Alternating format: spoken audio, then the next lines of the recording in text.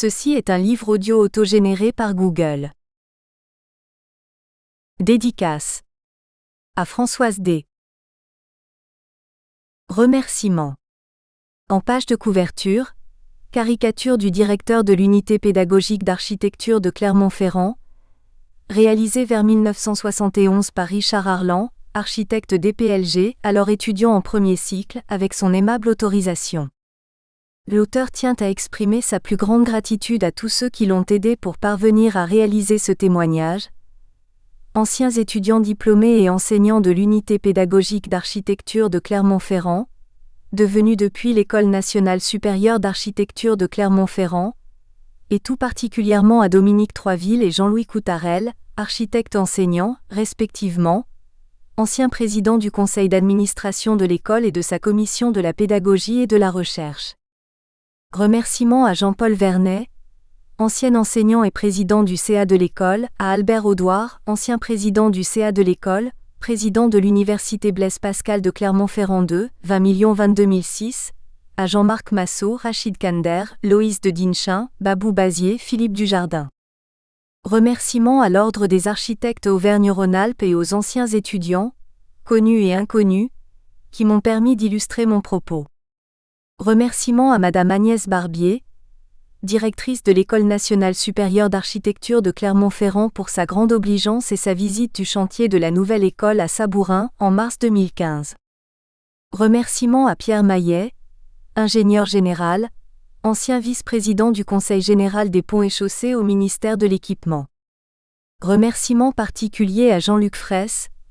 ancien directeur des écoles d'architecture de Saint-Étienne, 1977 à 1983, et de Lyon, 19 831 997 pour sa contribution et la pertinence de ses analyses. Avant-propos. 6 janvier 2013. Dans quelques semaines, cela fera 4 ans que j'ai entrepris de remonter le temps pour restituer et faire renaître ma singulière aventure architecturale auprès de cette école, l'une des 20 unités pédagogiques d'architecture, UPA, réparties dans l'Hexagone dont j'ai assuré la direction de 1970 à 1991. Pour Françoise et pour moi d'abord avant tout, comme si nous voulions garder ça pour nous, ce moment de notre vie commune, si longue, si pleine et mouvementée, traversée d'exaltation, de joie et d'épreuves partagées. Ce n'est plus la même chose quand on envisage de la rendre publique, de se dévoiler, de s'abandonner, de se découvrir sans phare mais sans esprit de sérieux. Et puis de se dire qu'un autre, totalement étranger ou même ami proche, va découvrir ces lignes, les partager peut-être ou bien ne pas comprendre l'exposition de l'intimité de cette narration personnelle qui ne lui était pas initialement destinée. Qu'est-ce qu'une confidence quand elle devient publique, quand on prend le risque de la confier à tous ? Elle change de nature en devenant un témoignage, un engagement et un risque. Celui de prendre désormais l'autre à témoin, d'être confronté à son regard, à son jugement, non pas seulement sur la véracité des émotions et des faits rapportés, mais surtout sur les sentiments et les intentions qu'il peut vous prêter en découvrant ces fausses confidences. Il y a un réel vertige quand vous pensez à la conclusion prochaine de votre narration, qui mélange à l'envi des faits et des situations avérées avec des réflexions intimes auxquelles le lecteur ne s'attend pas, trop personnelles, qu'ont dû garder pour soi, ou émettre dans un autre contexte, et dont il peut légitimement estimer après tout que leur auteur en se livrant de la sorte joue à demi-mot un rôle, se complaît en se la jouant. Là où l'on s'attendrait seulement, par la nature et le sérieux d'un tel sujet, à une description rigoureuse, un rapport bien carré sur les 20 ans de l'existence d'un établissement public d'enseignement supérieur à caractère administratif et financier. Que viennent faire dans cette évocation ces confidences personnelles, ces états d'âme, ce balancement permanent entre des analyses pourtant volontairement fouillées, argumentées, chiffrées, et les émotions et positions du narrateur qui se découvre en quittant son costume et sa cravate de chef d'établissement. Fin de partie, et sa référence au théâtre de l'absurde de Beckett ou bien moins savamment, l'expression « pour solde de tout compte » traduisent bien le moment, mais aussi la nature et l'enjeu de ces écrits tardifs que l'on s'impose avant qu'il ne soit trop tard, avant que la mémoire ne vous trahisse et qu'il vous faut en conséquence rapporter parce que vous en ressentez la nécessité et l'urgence. Mais en n'étant pas totalement certain secrètement qu'ils peuvent être partagés sinon appréciés, et pleinement compris par d'autres.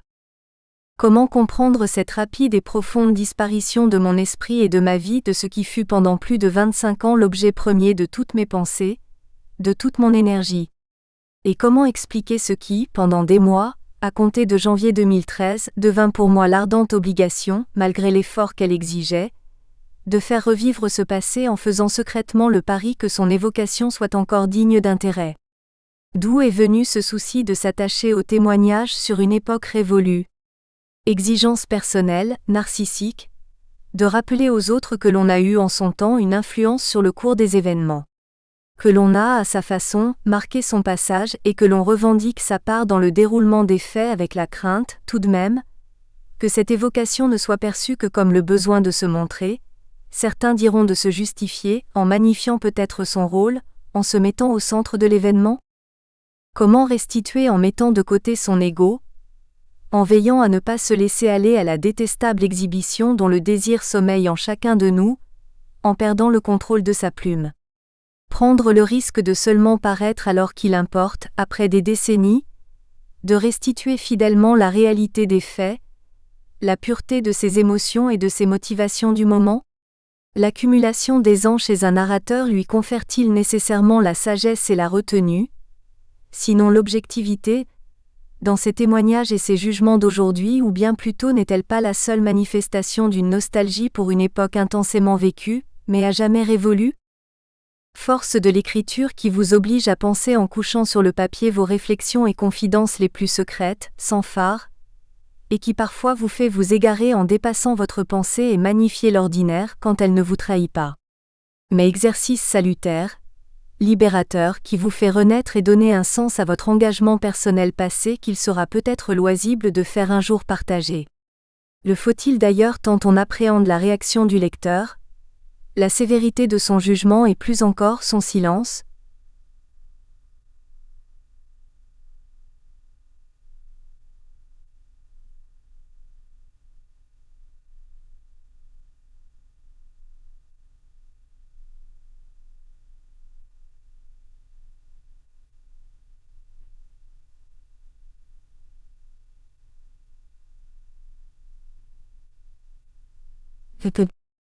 Certains s'attendraient à l'évocation stricte et rigoureuse de la vie d'un établissement d'enseignement supérieur, quand ils n'y verront peut-être qu'une évocation personnelle et affective d'un directeur de circonstance. Ainsi se présentent ces confidences où l'humain l'emporte, plus souvent qu'à son tour, sur l'administratif, où l'affectif se substitue à la froide et nécessaire rigueur gestionnaire, mais où le respect des autres a toujours été, malgré les maladresses ou la méconnaissance, l'ardente obligation.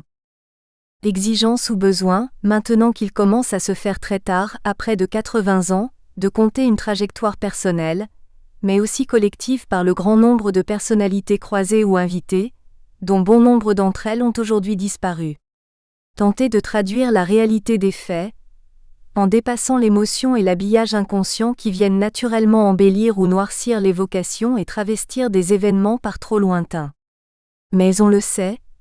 le long temps de la maturation, même s'il atténue et rogne la restitution du moment présent, n'en permet pas moins d'aller à l'essentiel, de gagner l'autre réalité, plus juste, débarrassée des contingences du moment et de leur fièvre. De se libérer de la stérile obligation de réserve qui s'impose à l'agent d'autorité, synonyme bien souvent d'interdiction de faire ou de paroles rangées, politiquement correctes comme on dit aujourd'hui. Redonner vie à ces situations, parfois ubuesques des premières années en restant confondues aujourd'hui par l'enthousiasme et l'énergie qu'il fallut déployer pour les mener à bien, quand ce n'est pas s'interroger sur le degré d'inconscience et de culot qui furent parfois les ressorts d'un tel engagement personnel. Mais l'engagement du directeur, tout en respectant scrupuleusement les obligations administratives de sa tâche, ne peut rester neutre en toute occasion.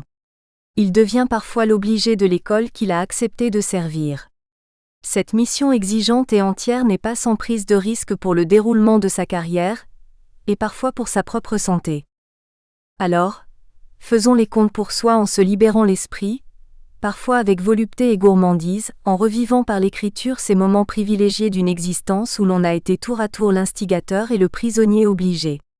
Les moments vécus intensément, avec délectation souvent, douleur et regret parfois aussi, sans fioriture ni effet de manche, honnêtement, dans une relation de fait et l'expression d'émotions qui n'auraient aucun intérêt ni signification s'ils n'étaient pas rapportés sincèrement. Mais qui à chaque ligne, se veulent la transcription fidèle d'une aventure personnelle en compagnie d'une école dont les pages se tournent et se ferment pour soi, pour renaître heureusement bientôt pour d'autres acteurs en d'autres lieux. Introduction. 14 mai 2012.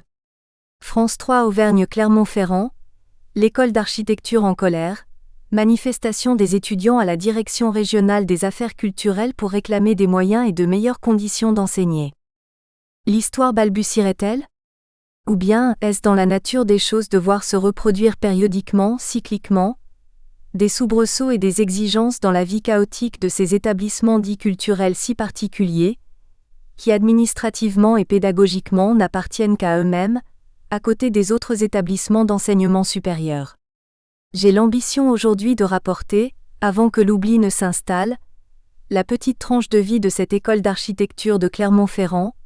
au nom changeant au gré des multiples réformes de l'enseignement de l'architecture en France, qu'il m'a été donné de diriger pendant 2 décennies, de 1970 à 1991. Confronté à une mémoire de plus en plus paresseuse, il est grand temps de livrer, même tardivement, en confidence, le témoignage de mon aventure architecturale, après 40 ans passés, et que ressurgissent par l'actualité même de cet établissement, les éléments marquants de ces décennies passionnées vécues professionnellement et affectivement. Exigence toute personnelle, mais aussi dictée par le souci qui ne peut être que louable, de ne pas se laisser perdre dans l'oubli une page de l'histoire des 25 premières années d'une école passant du statut de simple atelier d'architecture à celui d'établissement d'enseignement national supérieur et de restituer durant cette période la vie de toute une communauté qui m'a accompagnée et surtout aidée et à laquelle je me dois de rendre hommage. Aujourd'hui, je fais le constat du départ de la quasi-totalité des acteurs enseignants ou administrateurs des premiers jours, si ce n'est pas leur disparition comme celle de ces grands serviteurs que furent à des titres divers Madeleine Simonet, Michel Mangematin, Fernand Carpentier, Antoine Espinasse, Nicole Eleb, Roger Bruni et Marcel Fredfond. Ma détermination en est que plus forte pour faire connaître comment j'ai vécu personnellement cette aventure à la tête de l'école pendant 20 années, et plus encore, les enseignements et les leçons que j'en tire sur la finalité de cette action collective qui est le devenir professionnel des étudiants que nous avons contribué à former. Je n'ai pas manqué de reprendre contact avec bon nombre d'entre eux, enseignants, collaborateurs, anciens étudiants de la période des années 1969 à 1995,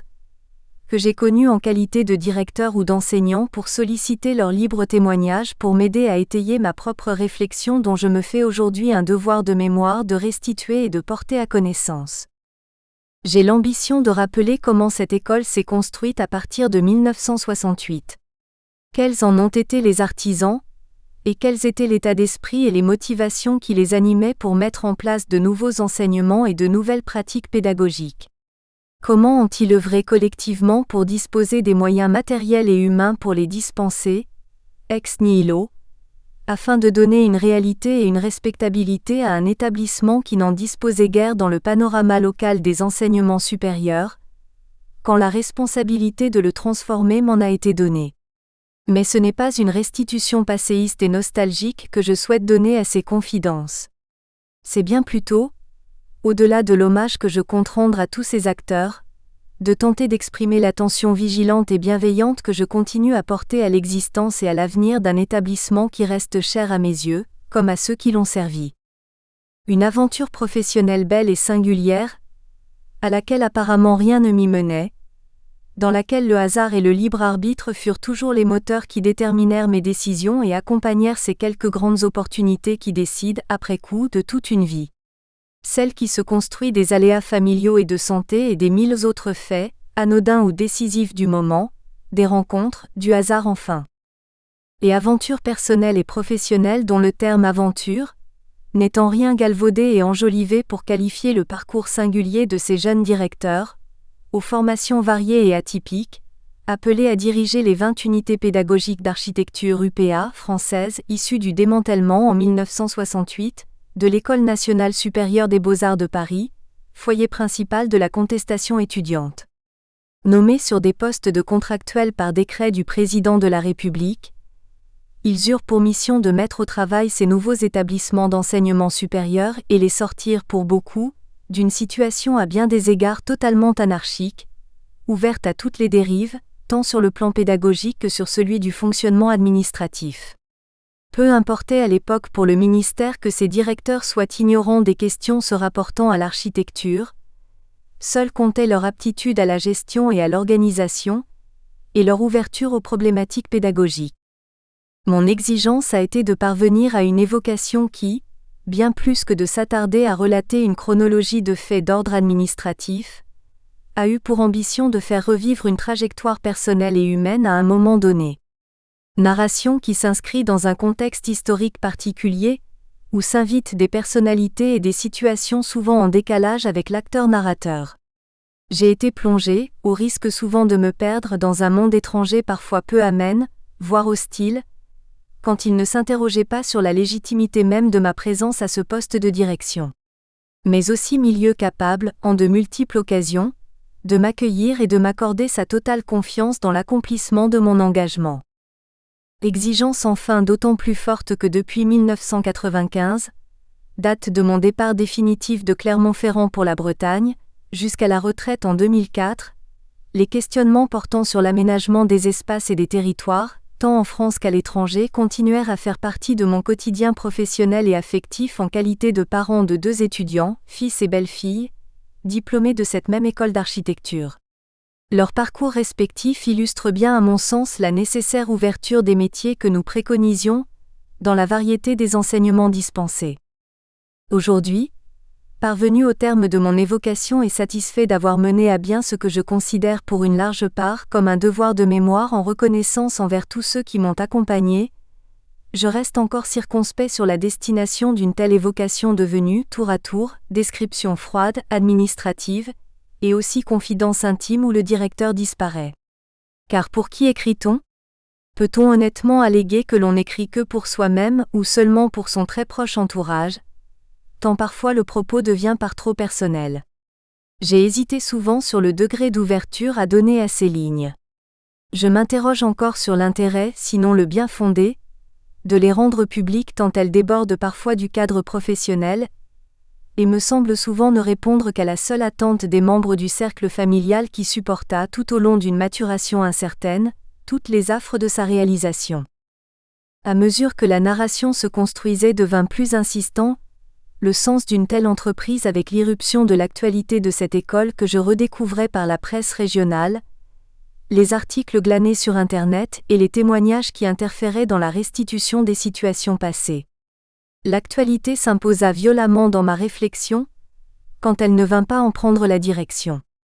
La nature et la force des réactions rencontrées auprès de principaux acteurs présents et passés de l'histoire de l'école que j'ai rencontrés ou sollicités, influencèrent et nourrirent ma réflexion. Je m'interdis pourtant autant que faire se peut, d'émettre un jugement hasardeux, par méconnaissance approfondie des faits, sur celle qui était devenue l'École nationale supérieure d'architecture de Clermont-Ferrand. Une histoire personnelle et un parcours professionnel qui commencent et s'inscrivent dans une période et l'environnement d'une ville de Clermont-Ferrand et son agglomération, qui n'ont plus rien de commun avec la situation d'aujourd'hui. Une ville dans laquelle j'ai vécu, fait mes études supérieures et que j'ai servi en qualité d'abord de géographe à la direction départementale de l'équipement du Puy-de-Dôme, puis d'enseignant et de responsable d'un établissement d'enseignement supérieur pendant plus d'une trentaine d'années, de 1962 à 1995. Une ville et une agglomération que j'ai parcourue et étudiée, et que je ne reconnais plus après les avoir quittées il y a maintenant 22 ans. Je ne les découvre désormais que de l'extérieur par la consultation des dépêches locales et des revues, lors des retrouvailles avec les amis clermontois de toujours, à la brillante carrière comme professeur agrégé de l'université Blaise Pascal, fin connaisseur de la réalité clermontoise, ou encore lorsque l'actualité de la capitale régionale fait les gros titres dans les médias. Le Clermont-Ferrand des années 1965 à 1970. Il importe donc nécessairement de rappeler les caractéristiques du contexte de l'époque si différent du Clermont-Ferrand d'aujourd'hui, sur tous les plans, en des temps singuliers,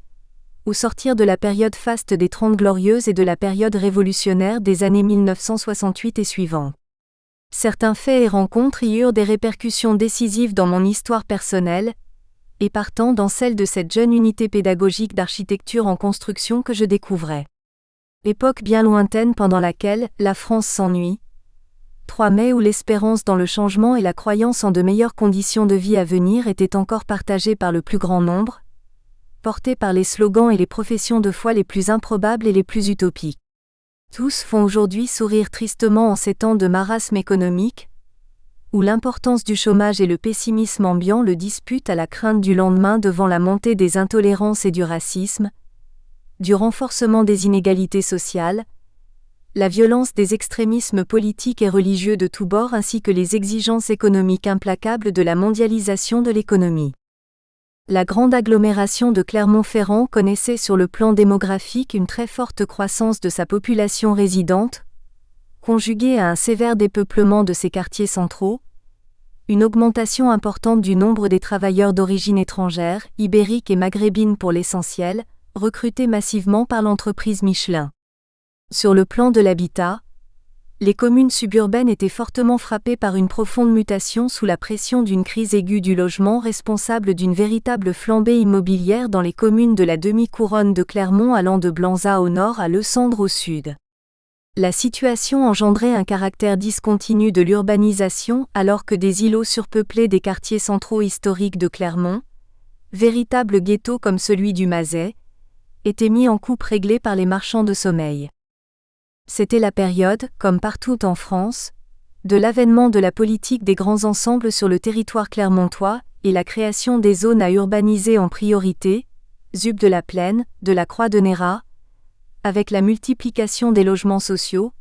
quartier de la Gautière, dans la droite ligne de la récente édification en 1961 de la muraille de Chine du plateau Saint-Jacques et la mise en service du CHRU de la place Henri-Dunant. Expansion spatiale, tout aussi subie qu'ordonnée,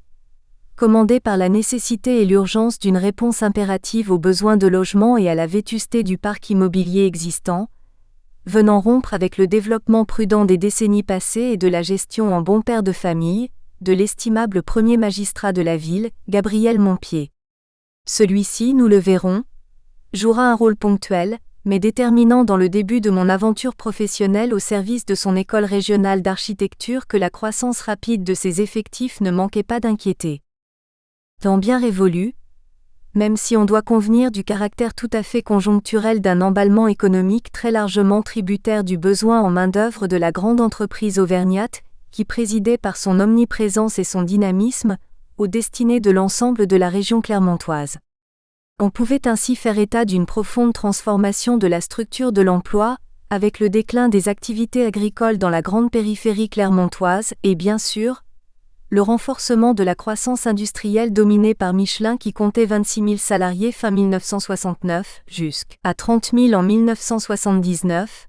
dans ses seuls établissements clermontois, avec une augmentation de ses effectifs de l'ordre de 2 000 emplois nouveaux par an. L'essor de l'industrie pharmaceutique, Merck Chibray, ou mécanique, ateliers industriels de l'aéronautique, les ateliers mécaniques du centre, n'était pas en reste ainsi que nombre d'industries de taille moyenne dans les zones industrielles récemment créées. Tout aussi spectaculaire et rapide se dessinait la mutation des activités tertiaires avec le développement de la fonction régionale et l'avènement inconsidéré et anarchique des grandes surfaces commerciales en lisière des frontières communales de Clermont-Ferrand. La grande opération commerciale privée du Centre Jaude en était encore au stade des études, et allait conduire à la disparition du quartier populaire du Fond de Jaude. C'était la transformation accélérée de la structure économique et sociale du centre de la capitale régionale, se dotant peu à peu par le regroupement et le développement des services d'une véritable capacité directionnelle. La ville gagnait progressivement le rang de métropole d'équilibre, renforcée par l'essor de son université et de ses écoles supérieures et tout autant, de sa fonction hospitalière régionale. Une époque marquée par la multiplication d'intenses et complexes migrations quotidiennes de travail. Fin 1969, plus de 60% du personnel ouvrier Michelin résidait hors de la commune de Clermont-Ferrand,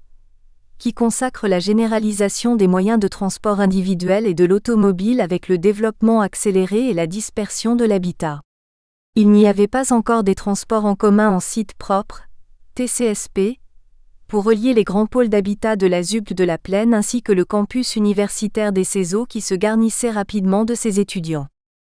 Avec un plan de circulation encore au stade de projet, l'engorgement du centre de Clermont-Ferrand était le lot quotidien des usagers qui devaient s'accommoder d'une vitesse moyenne des bus qui ne dépassait pas les 7 km/h alors que les résidents du grand ensemble de HLM du plateau Saint-Jacques et les usagers du CHRU bénéficiaient depuis peu de la mise en service du viaduc Saint-Jacques. En but à l'hostilité de ces commerçants, partisans du maintien de la circulation automobile,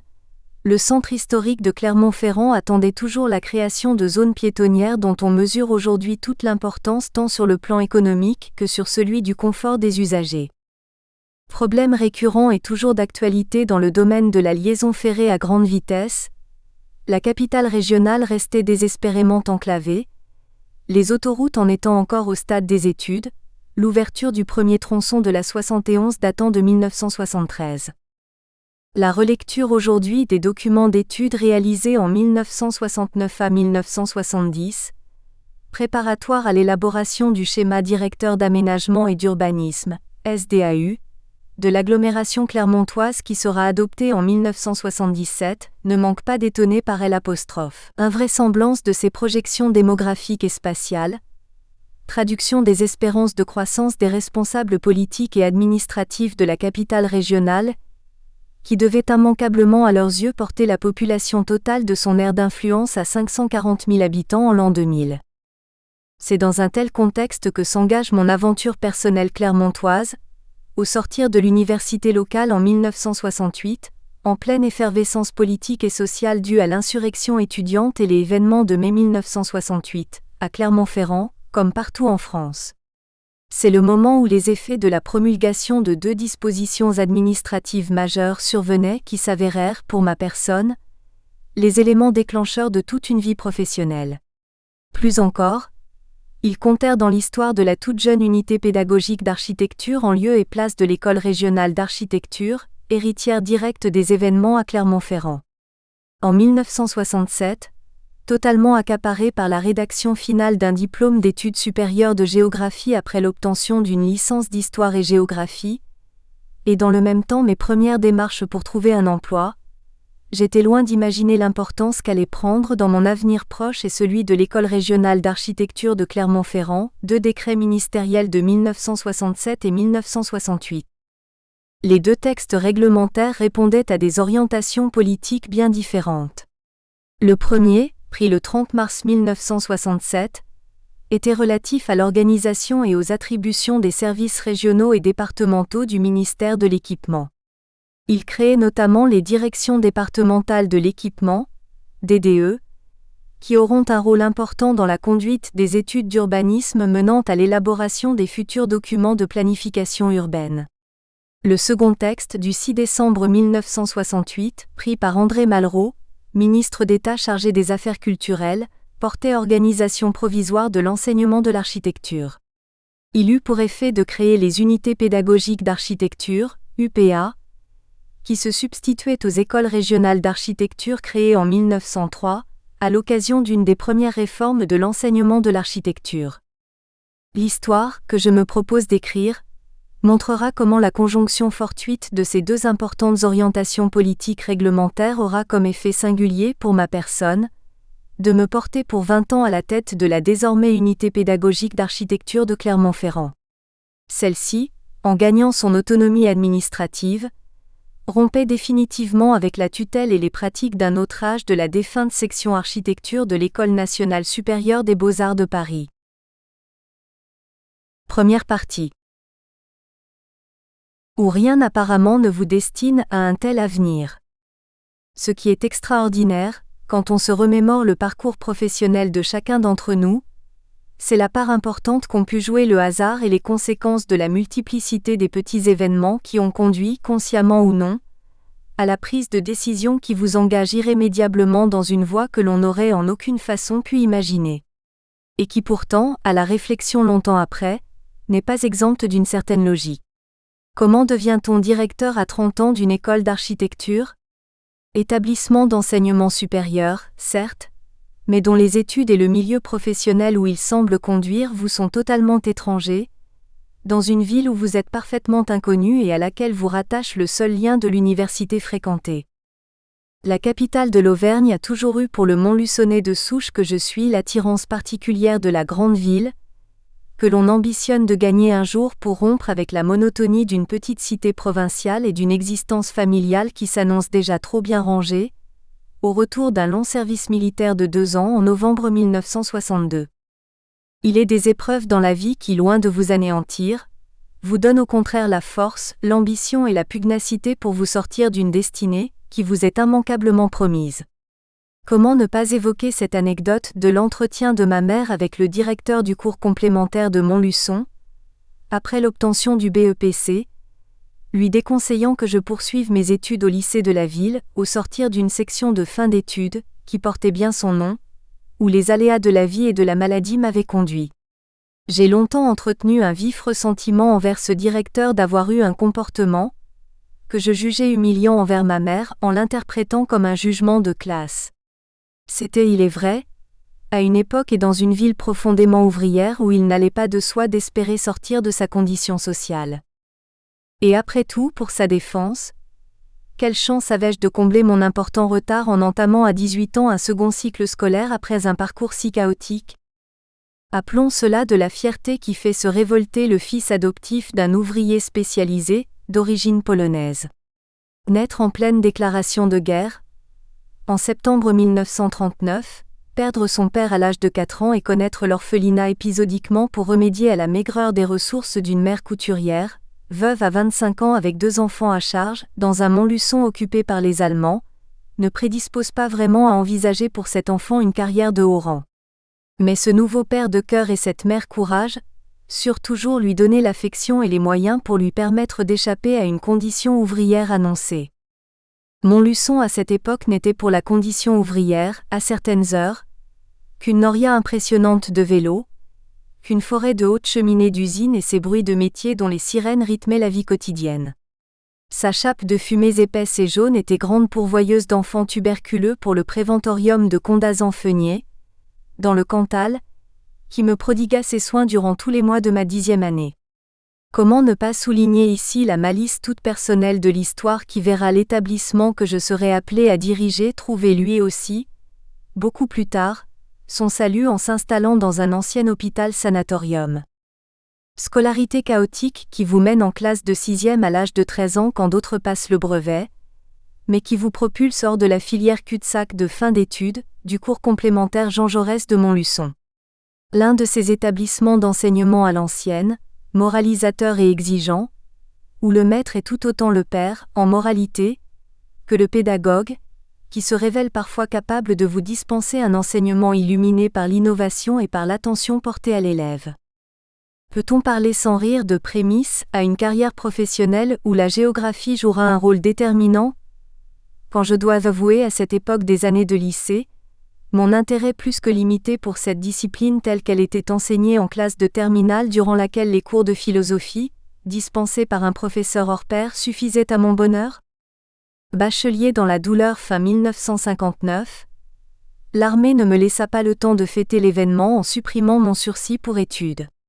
Elle m'envoya guerroyer sans conviction durant 2 années comme opérateur radio sur les contreforts ardéchois au-dessus de Montélimar,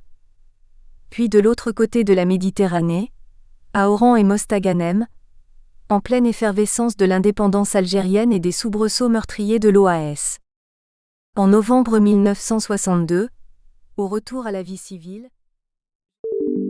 nous espérons que vous avez apprécié cet aperçu. Pour continuer à écouter ce livre audio sur Google Play Livres, utilisez le lien dans la description de la vidéo.